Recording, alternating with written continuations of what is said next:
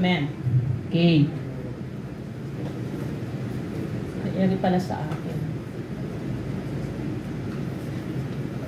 Okay. So, community outreach. Yan po ang katumbas ng extension. Okay? Ang totoo po ang tawag ay extension and community involvement. Yung mga accreditors, alam po yan. Extension and community involvement. Okay? So, bakit tayo kailangan mag-community involvement? Bakit tayo kailangan mag-extension? Okay. Sino yung bago lang sa BSU? Meron bang bago lang dito sa BSU? I mean, wala pang 5 years sa Bulso.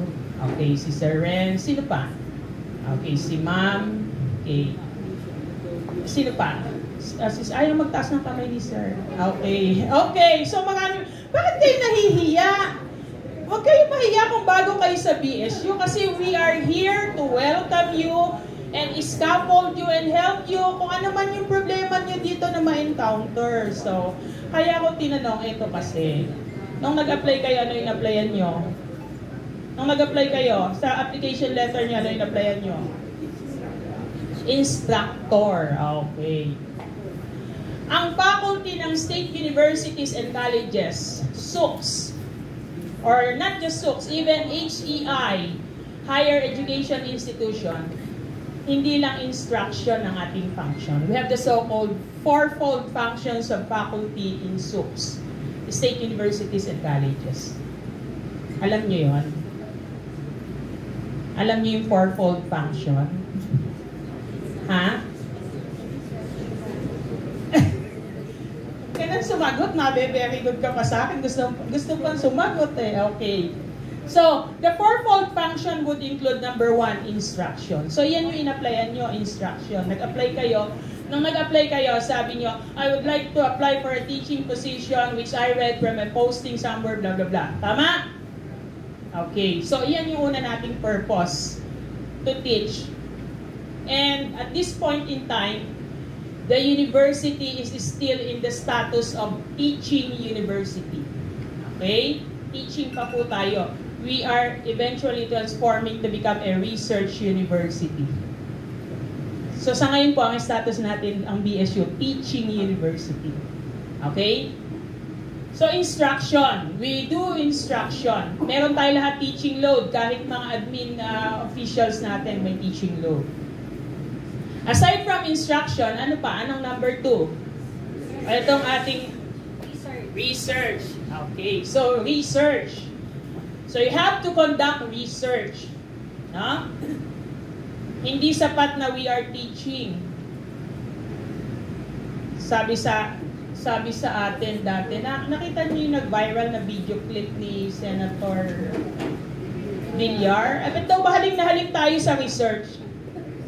Eh, gusto ko sanang papasukin sa klase ko ng research na para maunawaan niya na kaya niya nalalaman kung saan may pwedeng gawa ng subdivision dahil sa research yon. Hindi ba umaabot sa kanyang ano yon? Di ba? Medyo ganyan ako magsalita, diretso po ang bibig ko. Sa masakit pakinggan, hindi ba umaabot sa isip niya yon na kaya niya nalalaman kung saan may pwedeng bili na lupa dahil ni-research ng team niya? Okay. So, research, we conduct research.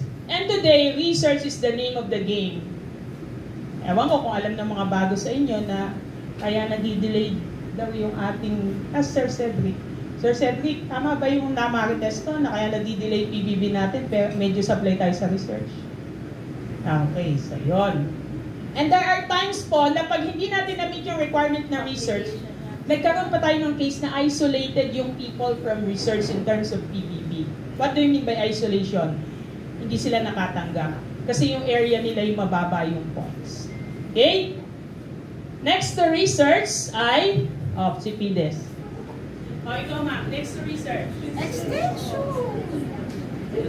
Next to research. Extension. Production muna tayo. Yan. Production. We need to produce. What do we produce? What do we produce? Instructional materials. Could it be in form of books, in form of creative works, in form of modules, any instructional material. Any material that will aid in instruction. That is one of our concern. Kaya dun sa ating, napapansin nyo ba yung workload nyo? Merong IA, instructional material related allotment ng time. Okay. Kaya po, tayong mga teachers, sigurado tayo, pag kahit na tayo ay 6 feet below the ground na natatandaan pa tayo. Bakit? May mga nasulat tayong libro eh. 4 na bagay ang pwede nating gawin daw para hindi malimutan sa mundo. 1, to plant a tree. Plant a tree. Yan pong isang nara dito sa harap ng Carpio Hall. Ako nagtanim nun. First year of teaching ko. Ano pa? Write a book. Write a book because the book will last a lifetime. We have not seen, we did not meet Shakespeare, but we know him. Another thing is to get married and have a son or a kid or a daughter. So ito yung mga pwede natin gawin para hindi tayo malimutan sa mundo. Kaya tayo mga teacher, we need to produce books to aid instruction. Okay po? Okay tayo doon? And the last would be, extension. Sa private schools or private universities, sa tawag nila dyan, community outreach. Kasi po, katulad natin sa SUC, meron din silang own way or own style of accreditation. Have you heard of PAASCO? Okay, these PAASCO are intended to accredit private schools. Have you heard of PAHUCOA? Okay, these are intended, or this agency is intended to accredit higher education institution in the private level, or private nature of the institution is a private university. Okay, so we need to do extension. We need to extend. Later on, kanina nung nakita kami ni Ma'am Yoli, sabi ko sa kanya, yung ibang hindi ko i-discuss mo. So, may purpose ang extension. Siya na po magdi-discuss ng purpose na yan. Kasi po kami magkaibigan, madalas nag-aaway kami pagka nagkakaagawan kami ng eksena. Kaya po maliwanag po siya, magdi-discuss na. Magkaibigan po kami yan. Okay. So, sa AACOP, Area 6 ang extension. AACOP po ang ginamit ko kasi nakita ko po yung scenario sa isang AACOP activity. So, yung aking presentation nakabase sa AACOP instrument, Area 6. Meron po bang accreditors dito? Si Ma'am Miriam, sino pa? Si Ma'am Ann, sino pa? Si Ma'am Joy. Okay. So, Area 6, Extension and Community Involvement. Okay. Take note. Extension agenda should be in consonance with our local, regional, and national development trusts and priorities. So, ang ating extension agenda, kung ano yung trusts and priorities in terms of community development, community outreach ng ating locality. Okay?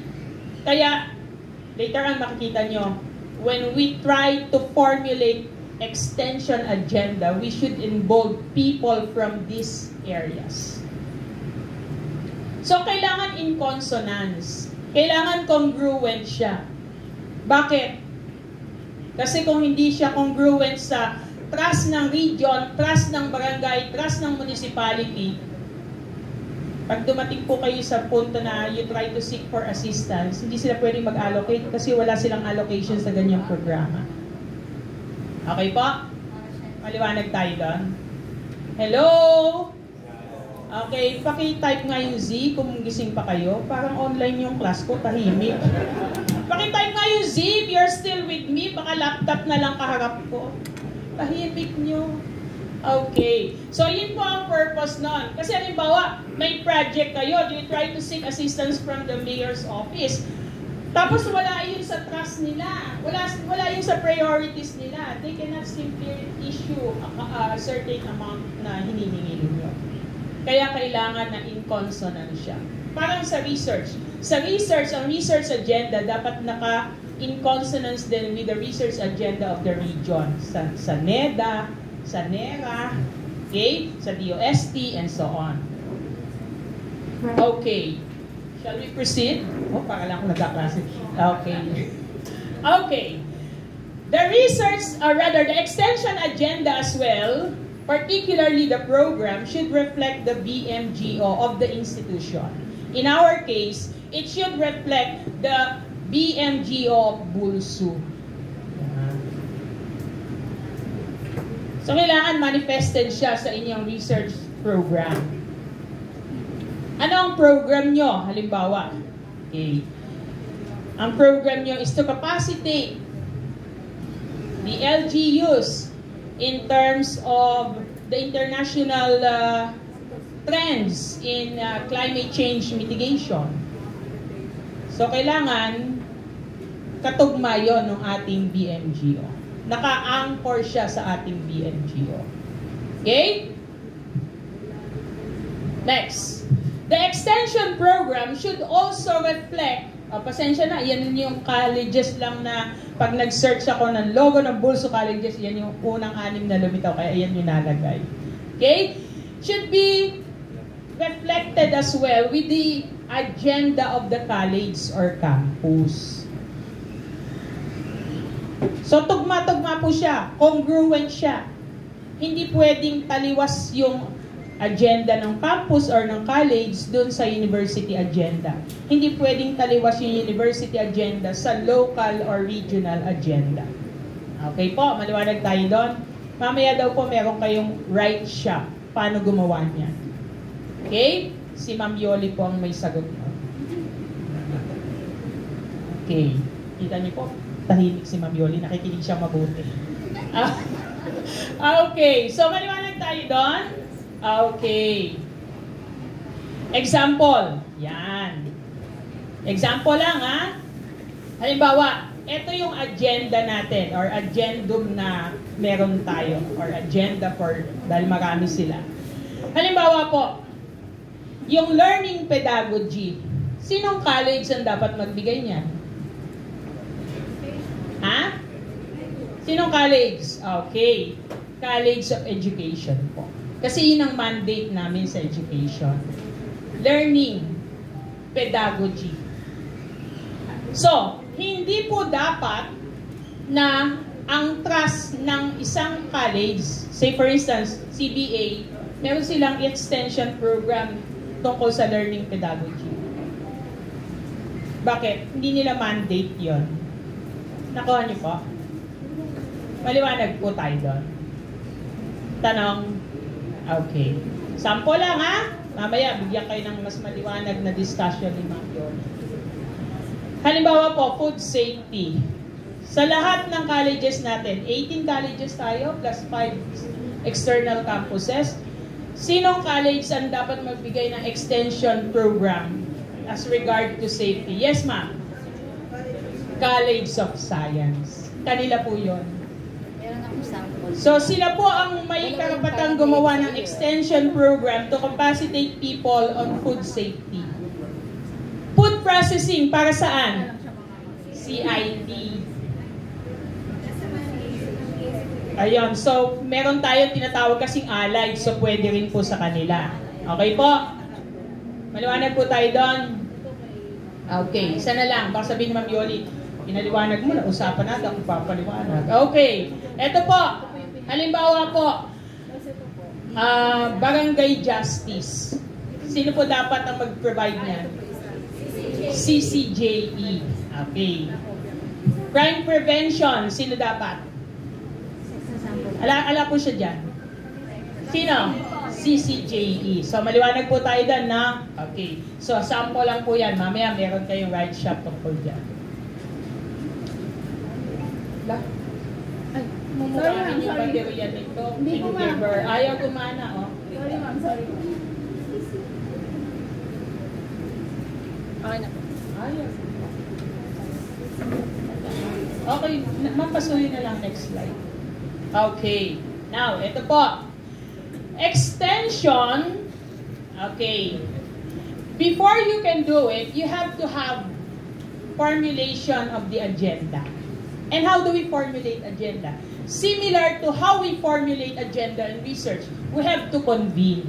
We have to include people that may be affected or may be beneficiary or may be implementer of the agenda or the research or the extension agenda. So sino yun? Of course, us, the faculty. Because we are the one to implement the program. Okay? Karaniwan po sa pag nagpe-prepare ako ng document, diyan ako nahihirapan humanap ng proof na na-invite yung faculty. Walang attendance. Students. Bakit? Kasi po ang nag-extension, hindi lang faculty, including the student. Later makikita nyo. Staff. Likewise, community itself. Lalo na if the extension will be done sa community. And of course, the industry. Yan madalas po nakakalimutan natin industry. Ito po hindi ko to chismis. May data ko dito kaya ako sinasabi. Madalas po yung ating graduate ng senior high ayaw tanggapin for employment ng industry. Tapos na ng senior high. Bakit? Hindi aware ang industry na capable of working na sila after finishing the senior high. Bakit? Kasi wala naman malinaw na participation ng industry ng implementation and formulation ng mga policies governing the implementation of K-12. And meron pa nga pong isang research na lumabas, including yung teachers implementing the K-12. Hindi nila naintindihan yung streamlining, hindi nila naintindihan yung stream program. So, madalas po yung industry nakakalimutan natin. We should always seek participation of the industry. Why? Kasi meron po tayong tinatawag na sa technical vocational, meron ditong technical vocational, meron tinatawag na dual tech training system, wherein the industry provides the facilities, the academe provides the expertise. And pwede po yung ganyang scheme natin sa extension. Okay? Now, once an extension agenda has been identified, the next thing is to have the college, campuses, or department look for partners. Yan. So, sino yung partners? So, mag-scout tayo. Sino yung pwede nating partners? Mag-scout po tayo, pero pwede rin yung partners ang lumapit sa atin. Pwede rin po yun. Okay? We scout for partners. We can also have these partners approaching us, requesting us to provide them extension activity. Okay? Maliwanag tayo doon? Okay. Next to it is ayan. Once you already have identified a beneficiary or a partner, you have to, before doing anything else, you have to make sure that an MOU or a MOA for that matter has been signed to formalize the tie-up between the SUP and the partner agency. And to even as well identify or spell out the responsibilities and obligations of both parties. Okay po yon. Pag po nakikipag-MOA tayo, dapat may initial meeting, di-discuss natin. Hindi po darating tayo sa partner industry, may dala na tayong MOA. Natural po hindi yan agad pipirma hanggang hindi nila nababasa. So, may mga initial meetings po tayo. Bakit kailangan may MOA, may MOU? Kasi po, kahit gaano kaganda ng extension na ginawa nyo, kahit gaano ka-sustainable ng extension na ginawa nyo, kahit na gaano kaganda yung impact ng extension na ginawa nyo, pag walang MOU or MOA, wala po yung bearing. Hindi mo maipe-present sa AACOP, hindi mo maipe-present sa SUC leveling, sama ng tingin mo yun, siya kasi hindi mo maipe-present sa PBB. Bakit? Wala kang legal documents telling or supporting that the extension is an authentic or legal one or recognized by the institution. So, MOA signing, MOU signing. Could it be understanding or agreement? Okay? Now, once you already have the MOA, the next thing is to come up with a TNA, Training Needs Assessment. Pag nag-a-accredit ako, yan ang una kong hinahanap pag Area 6 ang binigay sa akin. Meron po ba kayong TNA? Sabi ng ibang so. Ano po ba yun? Ay, Training Needs Assessment. Saan po kailangan yun? Paano po kayo nag-extend ng tulong sa kanya? Wala naman kayong basehan. Hindi ba? Ang doktor, hindi ka naman nag-resetahan kung wala kang basehan ng diagnostic. Tama ba? Am I right? So, the same thing with extension. Mag-TNA muna kayo. Kaya sinasabi na ang extension research-based because the TNA itself is a research. Yun lang, it's a first-line data research. Medyo mababa lang yung research na yan kasi you just try to identify the needs. Could it be in form of checklist? Could it be in form of a questionnaire? Kaya po sinasabi na ang extension ay product ng research. So, never conduct an extension activity without a TNA. Kahit po sabihin, ma'am, sila naman lumapit sa amin. Yes, lumapit nga sila. Paano nyo nalaman na yun ang needs nila? Still, you need to conduct a TNA. Para malaman po natin kung saan tayo papasok. Okay po? Question? Pakitype nga yung why if you're still here. Okay, so we need to come up with a TNA. So it's a must. Hindi po siya pwedeng i-ignore. Okay? Now, extension activities may be done based on the result of the TNA, the Training Needs Assessment. Iyan ang magsasabi sa atin, anong klaseng extension ay bibigay natin. Meron po akong isang na puntahan na eskwelahan. Ang inaccredit ko ang area ay administration. Yung pong communication nila, iba-iba ng format. Iba-iba. Sabi ko, siguro maganda yung isang college. Pwede po kasi ang extension ay yung gawin natin na from within the campus, parang capacity building lang. Sabi ko, why don't you tap this college to teach you, para magkaroon kayo ng format ng communication. Para pag nakita yung ganon na communication, alam na nila, galing ng BSU yun. Branding. Hindi yung iba-iba po. Iba-iba pwesto ng logo ng college, sa kanyang university, minsan nasa kanan, minsan nasa kaliwa, minsan naka-full black, minsan naka-hanging indented. Lahat po na yon kailangan. Meron tayong trademark, kumbaga, may branding tayo. Ito yung ginawa ng ating bagong administration. Pag nakita mo yung heading na yon, alam mo na BSU galing yon.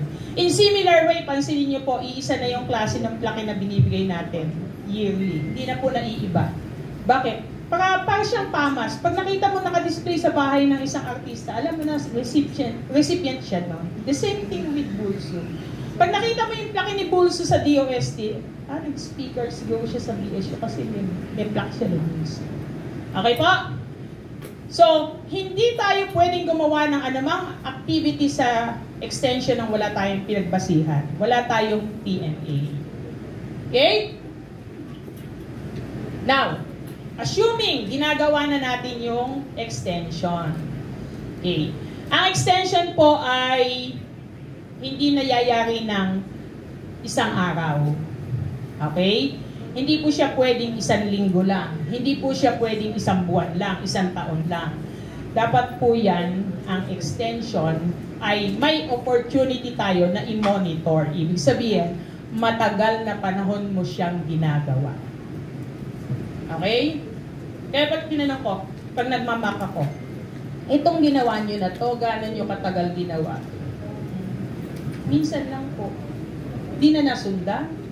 Hindi po. Mahusay kayo sa family planning, hindi na nasundan. Di ba? Di ba?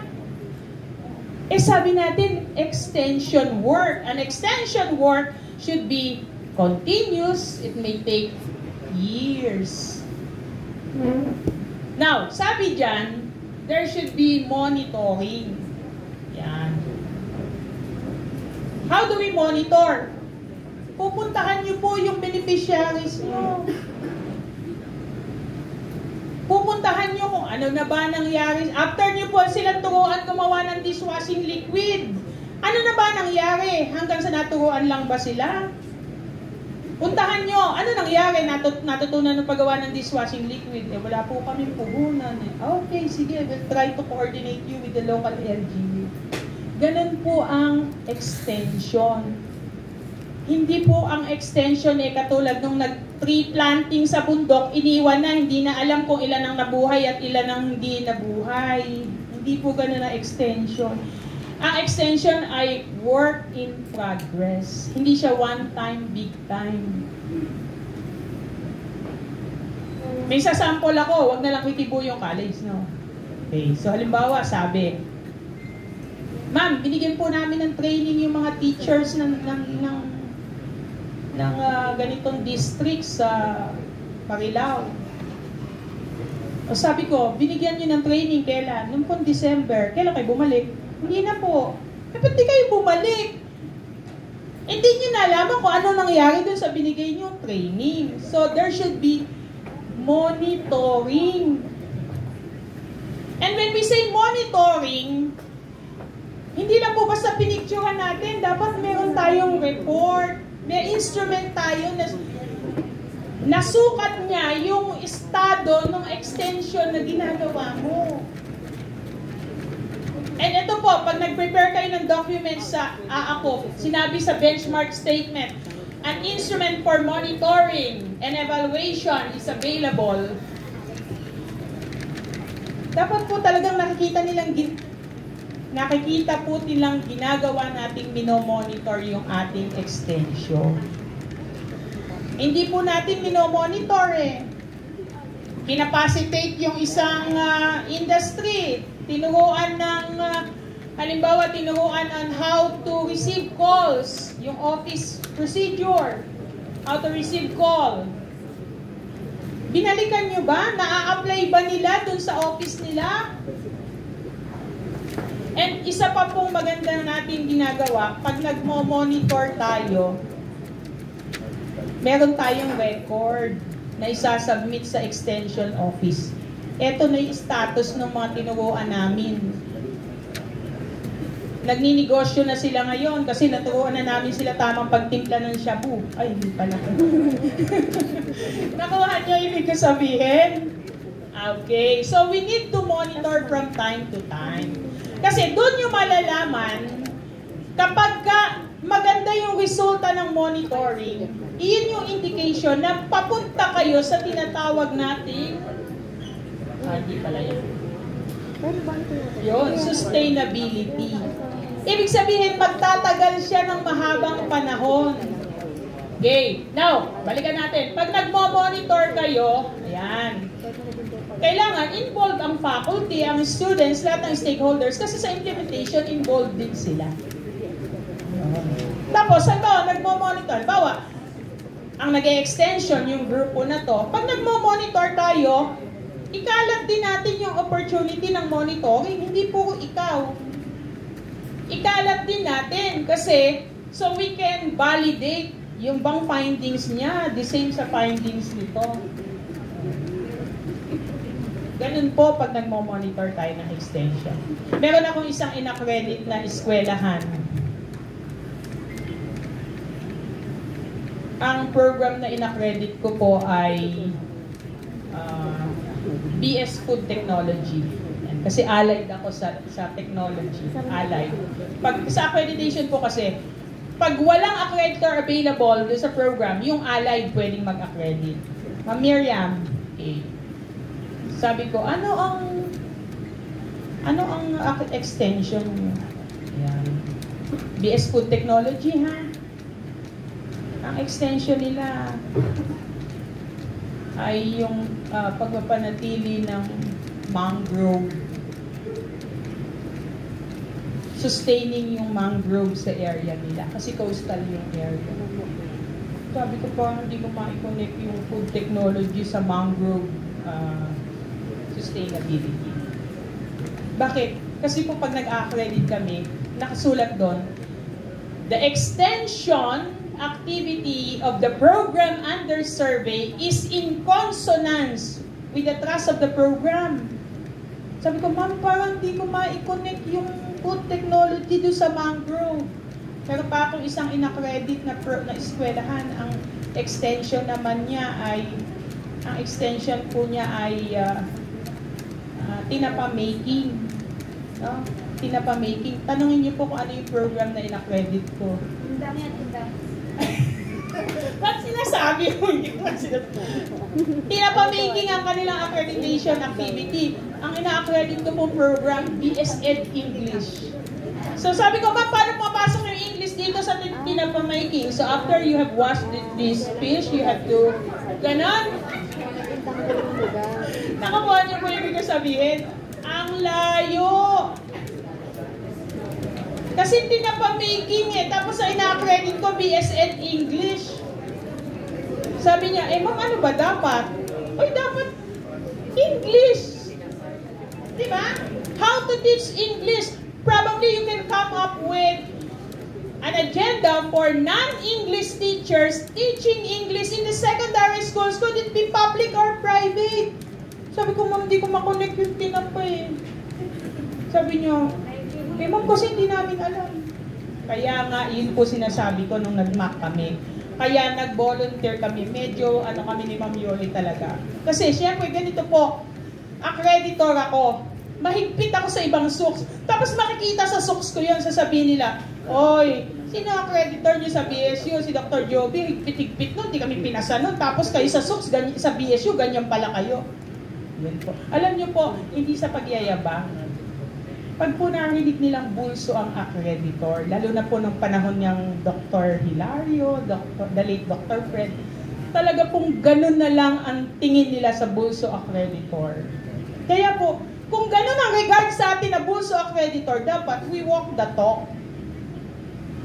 Di po ba? Yes, ma'am. May I share lang kasi sa ES, tinamahan kami sa mangrove eh. Tapos ako BS Food Tech ako. Sa amin kasi, we monitor the mangroves na pinaplant namin talaga. Si Ma'am Michelle, si Dr. Josa, and si Sir Oliver, they're always there sa Pamarawan. And then eventually, because of the data that they have collected, it will become research data. Then from that, nagagamit namin yun sa program namin sa BS Food Technology. Kumbaga, phases siya. Kasi isang thrust ng BS Food Technology is agriculture as well. Dahil sa post-harvest technology subject namin. So therefore, we are involved with BS Bio. We are collaborating with BS Biology